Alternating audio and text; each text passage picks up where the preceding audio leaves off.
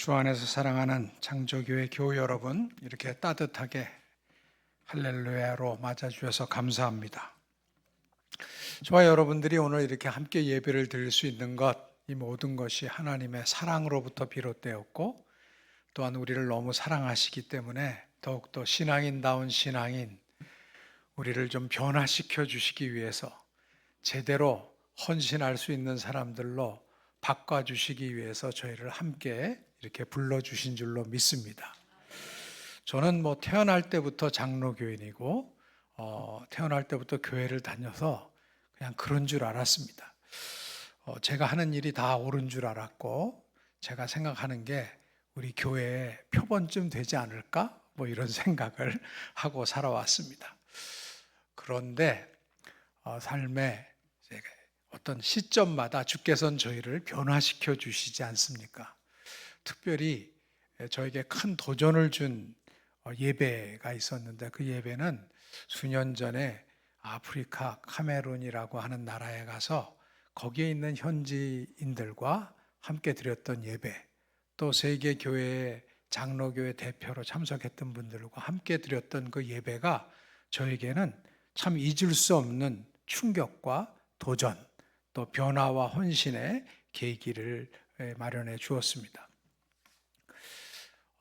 예배를 딱 시작하자마자, 예배가 딱 시작하는데 좀 이렇게 비트가 있는 찬양이 나오니까 갑자기 교인들이 다 일어서더라고요. 다 일어서더니 찬양을 부르기 시작하는데 진짜 천상의 멜로디와 같은 찬양 화음이 나오기 시작하는데, 그냥 화음만 나오는 게 아니라 몸을 흔드는 거예요. 엄청나게 흔들어 대시는데, 저 정도 흔들면 립싱크 해야 될 것 같은데 음이 하나도 흔들리지 않고 가는 거예요. 저희가 참 그 찬양의 은혜를 받았습니다. 근데 너무 흔드시는 거예요. 소리는 좋은데 왜 저렇게 흔드나? 이게 저한테는 거슬렸어요, 사실. 그래서 이렇게 보니까 우리 같이 이제 세계교회 대표단들이 앉았는데, 저쪽에 한 그룹이 있는데 그 친구들은 이제 독일, 스웨덴, 노르웨이 이런 데서 온 그 소위 놀딕, 이제 북구에서 온 사람들이에요. 그분들은 전혀 미동도 안 하는 거예요. 가만히 앉아 있는 거예요.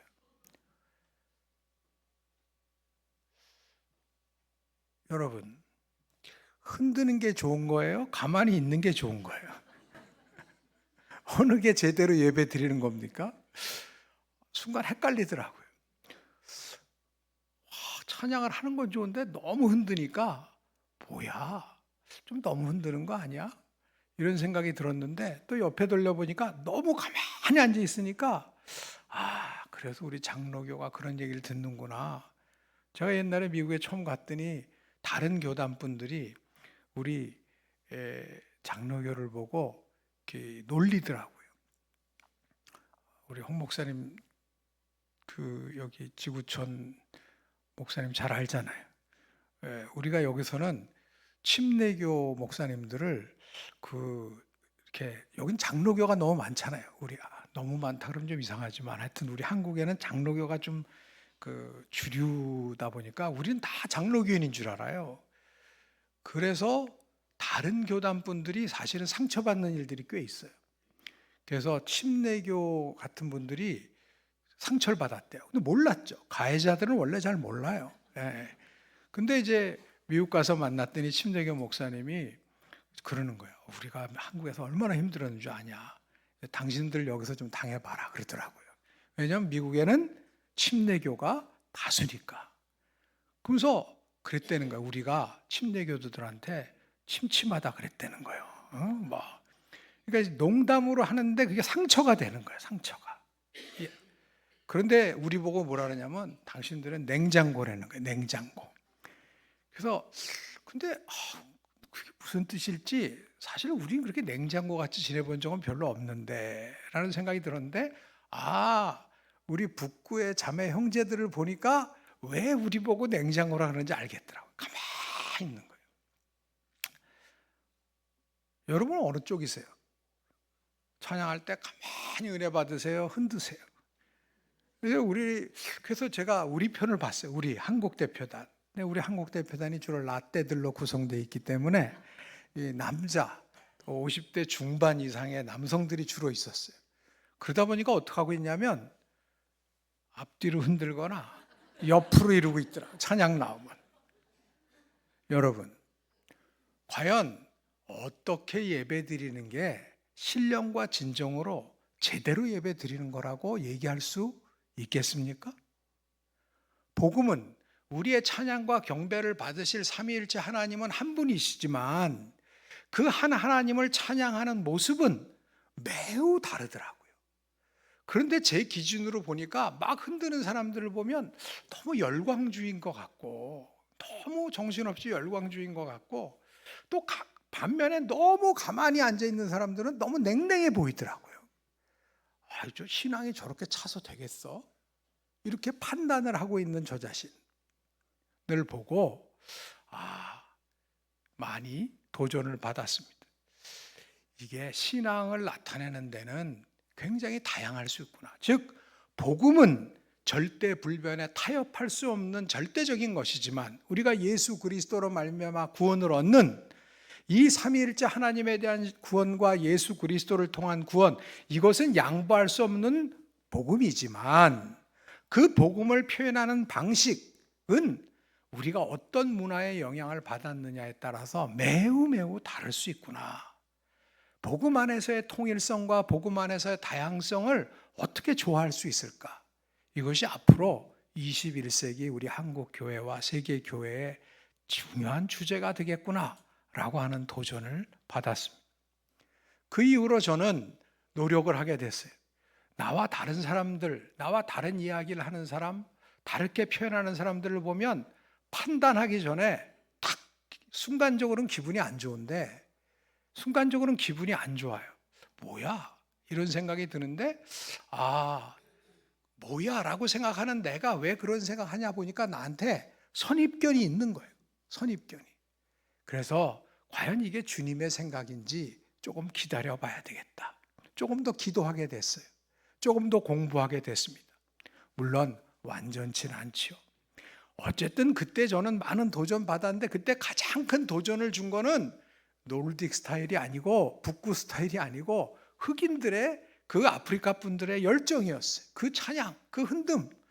그 다음부터 저도 뭐 흔들려고 노력했지만 그렇게 되진 않지만 어쨌든 제가 이해를 하게 됐어요. 그런데 제가 이제 그런 얘기를 우리 한국 대표단과 얘기를 서로 은혜 받은 걸 나누는데 저와 다른 곳에 가서 예배 드린 분이 더 놀라운 간증을 하더라고요. 근데 내가 갔던 데는 더해.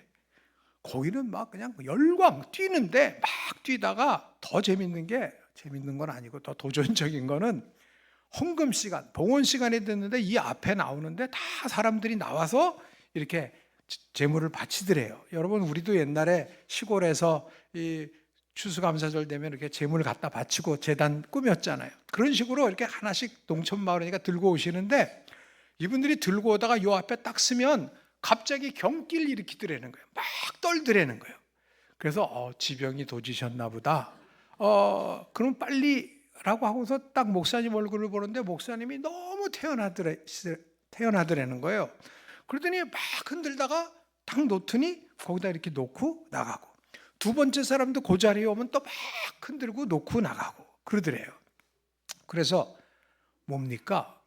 그랬더니 그 목사님이 그것도 모르냐는 듯이 로마서 12장 1절 아닙니까? 그러시더라는 거예요.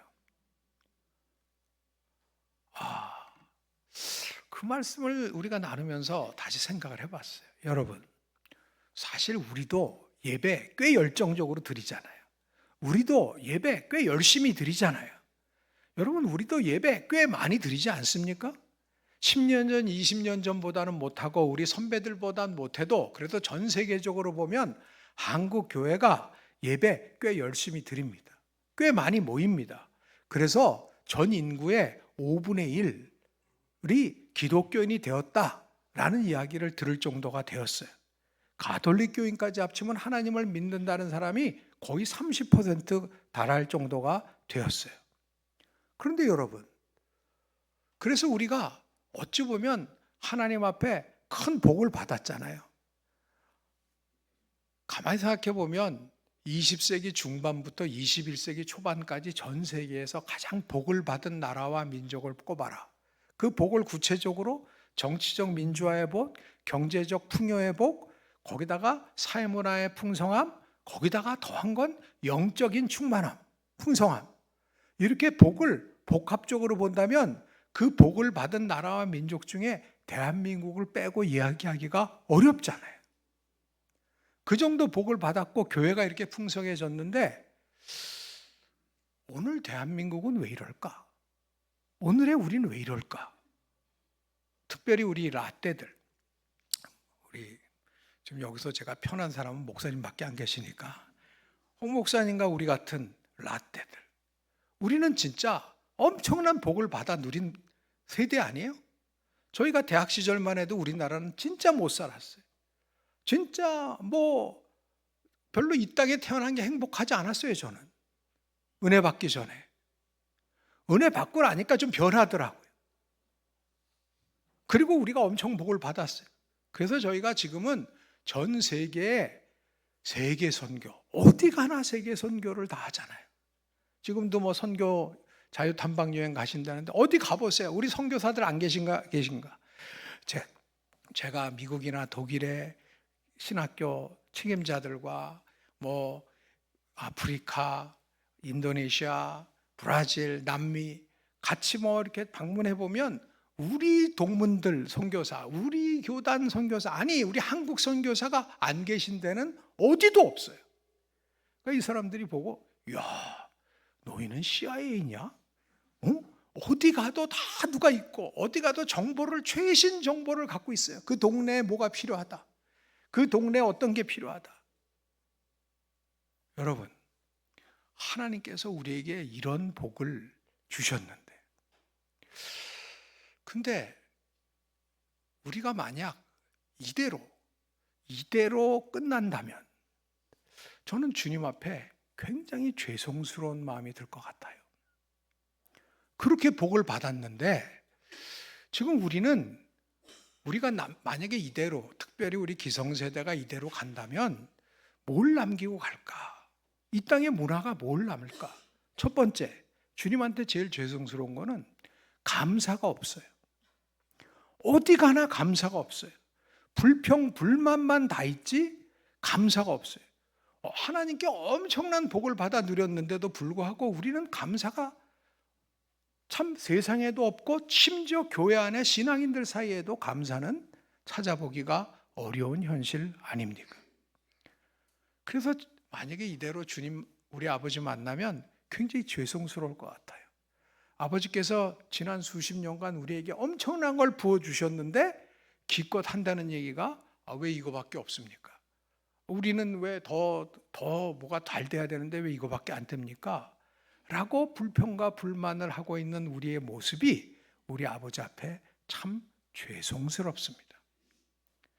또 하나, 진짜 죄송스러운 것은 아버지께서 우리에게 많은 걸 주셨지만 진짜 귀중하게 간직하라고 주신 것, 그리고 그것을 주실 뿐만 아니라 풍성하게 하라고 하신 것, 독생자 예수 그리스도를 십자가에 달려 돌아가시게 하시기까지 희생하시고 그럼에도 불구하고 우리를 사랑하셔서 우리에게 주신 것, 그것은 생명입니다.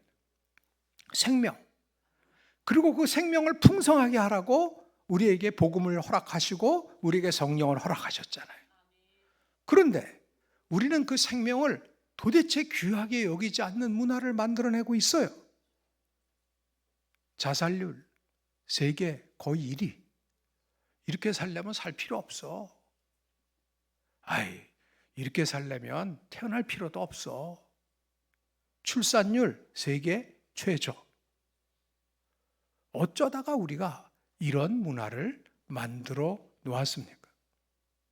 어찌 보면 여러 가지 원인이 있지만 오늘날 일어나고 있는 정치적인 혼란, 갈등, 그거보다 더 심각한 것은 그 배후에 자리 잡은 우리의 문화, 우리의 가치, 그것이 굉장히 세속적이라는 거예요.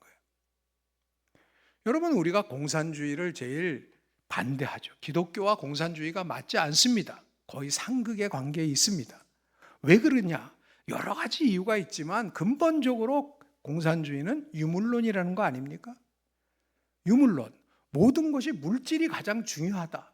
물질이 우리의 정신과 모든 제도 이런 거를 다 좌우한다. 유물론적 토대가 제일 중요하다라고 하는 게 유물론 아니에요.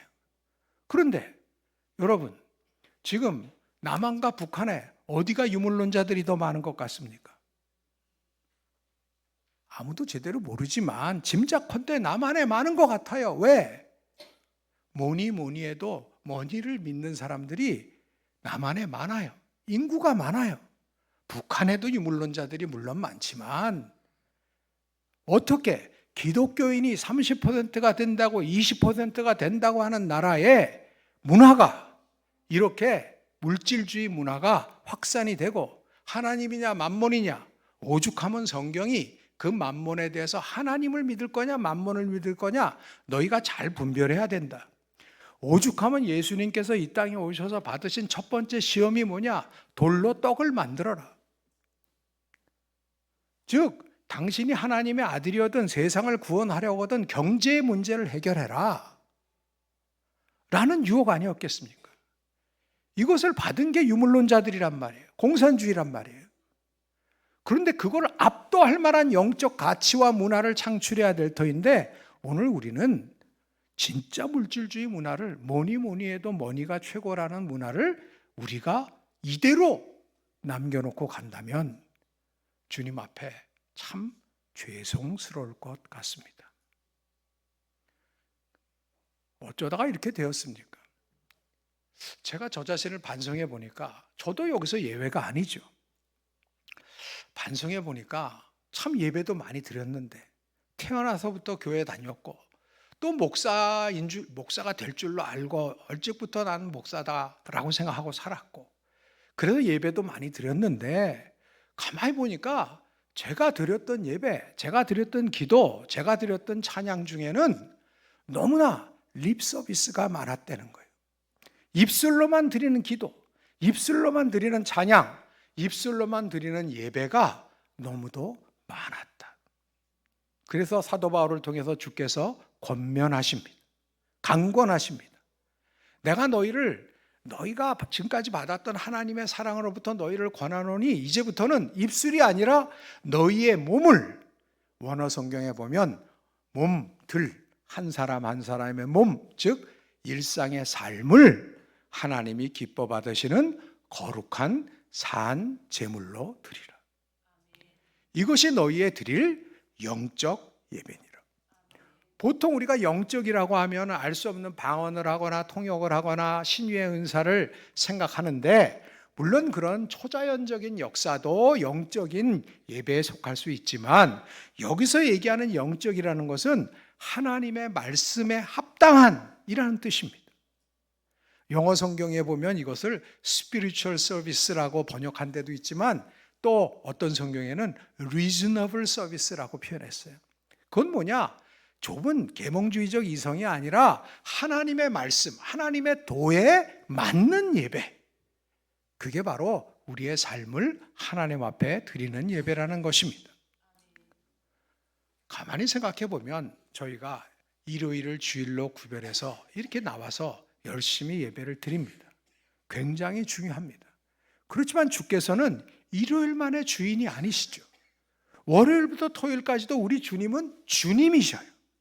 그런데 주일 성수라는 이름으로 어찌 보면 우리가 세속주의와 타협을 하는 거예요. 6일은 세상 뜻대로 살고 하루만 당신들 신앙인답게 살아요 라고 하루만을 우리에게 내어줬는데 그걸 우리는 지킨다고 하는 것, 이것도 중요하지만 사실 여기서 그쳐서는 안 되고 월요일부터 토요일, 주일날 받은 은혜, 일요일 말씀을 통해서 기도를 통해서 찬양을 통해서 예배를 통해서 받은 은혜를 가지고 충만하여서 월요일부터 토요일까지도 주님을 주님으로 섬기는 삶을 살아가는 것, 이것이 몸으로 드리는 영적 예배인 줄로 믿습니다.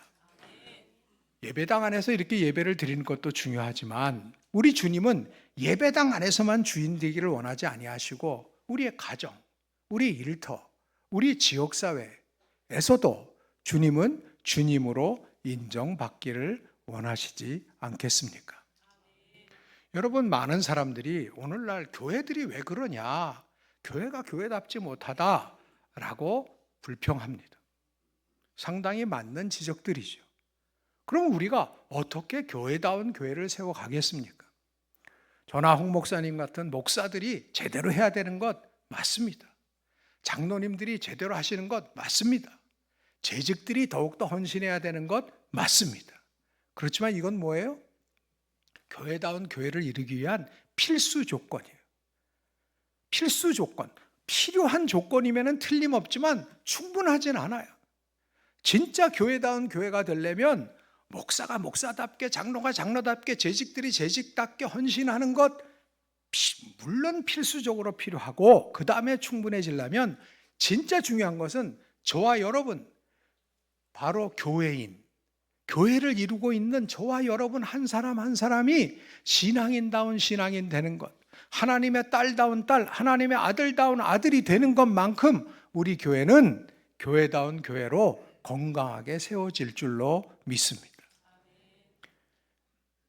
이게 영적 예배를 드렸을 때 가능해진다고 주께서 말씀해 주십니다. 여러분, 근데 이게 쉬워요, 어려워요? 무지하게 어렵습니다. 무지하게 어려워요.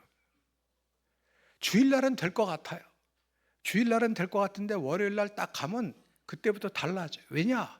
주일날은 은혜 받으니까 하나님이 이렇게 커 보이는 거예요. 무지하게 큰 하나님, 크신 하나님, 그 크신 하나님 앞에서 우리가 모든 걸 다 할 수 있을 것 같은데 월요일날 딱 가면 월, 화, 수, 목, 개기일식 하듯이 그 하나님이 작아지고, 작아지는 것만큼 뭐가 커져요? 세상이 커집니다. 그래서 주님은 말씀하셔요. 영적 예배를 제대로 드리려면 2절 말씀, 그거 잘 기억해라. 너희는 이 세대를 본받지 말고. 이 커 보이는 세상에 나가니까 육신의 정욕, 안목의 정욕, 이생의 자랑, 좀 즐기며 살고 멋있는 거 보고 살고 좀 남들 부러워하는 삶을 사는 거, 이게 다인 것 같아요. 세상이 커 보인단 말이죠. 그거 본받지 말아라. 그걸 본받지 말아라. 그래서 고린도후서 7장 10절에 보면 이런 거를 막 추구하려다 보면 사람이 어떻게 되느냐? 죽음에 이르게 된다는 거예요. 그 죽음은 끝인 거예요. 그냥 욕망이라는 이름의 전차에 의해서 좀 더 잘 먹고 좀 더 멋있게 살아보자라고 애쓰다가 성실하게 살 줄은 몰라도 그 꿈이 이루어지지도 않으면서 허망한 무의미 속에서 살아가게 되는 것, 그러지 말아라. 그리고 무슨 말씀을 하시냐? 세상을 그냥 본받지 말고 마음을 새롭게 함으로 변화를 받아야 된다. 더 중요한 것, 제일 중요한 것은 하나님의 선하시고 기뻐하시고 온전하신 뜻을 분별하는 것. 즉 우리가 하나님을 제대로 믿고 살려면, 영적 예배를 제대로 드리려면 그리스도가 주신 것, 주님이 주님인 걸 인정해야 되는데, 그 주님을 주님으로 인정 못하고 세상이 더 커 보이는 것, 이런 것들을 분별할 수 있어야 되는 거죠. 그러려면 그 중심은 하나님의 뜻, 선하시고 기뻐하시고 온전하신 그리스도의 뜻, 하나님의 말씀을 제대로 분별하는 것이 우리가 영적 예배를 드리는 가장 중요한 비결인 줄로 믿습니다. 그렇기 때문에 여러분, 영적 예배를 제대로 드리고 우리가 제대로 헌신하는 삶을 살려면 주님을 주님으로, 주님만이 주님이시고 세상에 들리는 다른 얘기들은 참고를 할 뿐이에요. 그게 우리의 기준이 되어서는 안 됩니다. 교회당에 오실 때는 양쪽에서 얘기를 듣더라도 참고할 뿐이고, 그 다음에 교회 와서는 이 세대를 본받지 말고 마음을 새롭게 함으로 변화를 받아 하나님의 선하시고 기뻐하시고 온전하신 뜻을 분별함에 전력을 기울여야 할 줄로 믿습니다. 이것은 우리 혼자만의 힘으로 되는 것이 아닙니다. 성령께서 우리와 함께 하실 때에 마음을 새롭게 함으로 변화를 받을 수 있고, 그럴 때 우리가 주님의 뜻을 분별할 수 있을 줄로 믿습니다. 참 어려운 시대입니다. 이럴 때일수록 빛과 소금의 역할을 다하는 우리, 주님을 주님으로 인정하는 삶을 사는 우리, 하나님 앞에 영적 예배를 드리며 나아가는 우리 재직들, 창조의 모든 교우들 되시기를 간절히 원합니다. 하나님 감사합니다. 우리가 주님의 뜻을 제대로 분별하여서 참으로 우리의 딸과 아들, 손주, 손녀들이 본받고 싶은 어머니, 본받고 싶은 아버지, 따라가고 싶은 할머니, 할아버지의 삶을 살아갈 수 있도록 저희를 영적 예배로 인도하여 주시옵소서. 모든 말씀 우리 주 예수 그리스도 이름으로 기도드립니다. 아멘.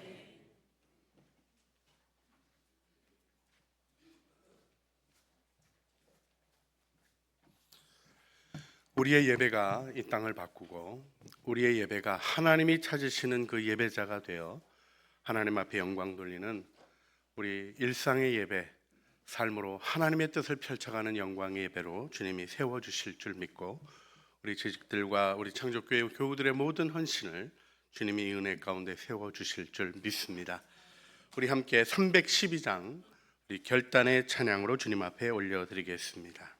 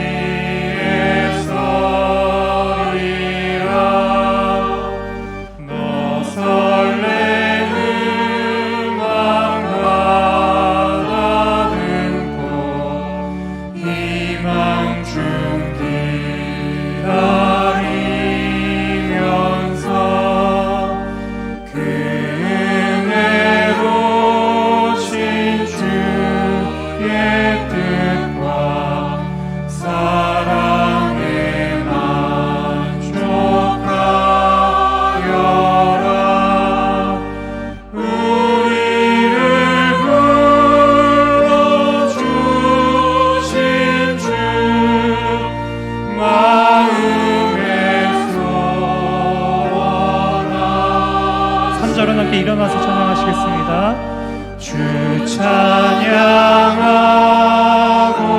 기도하며 내 몸을 인서하라. 주 약속하신 모든 은혜 내게서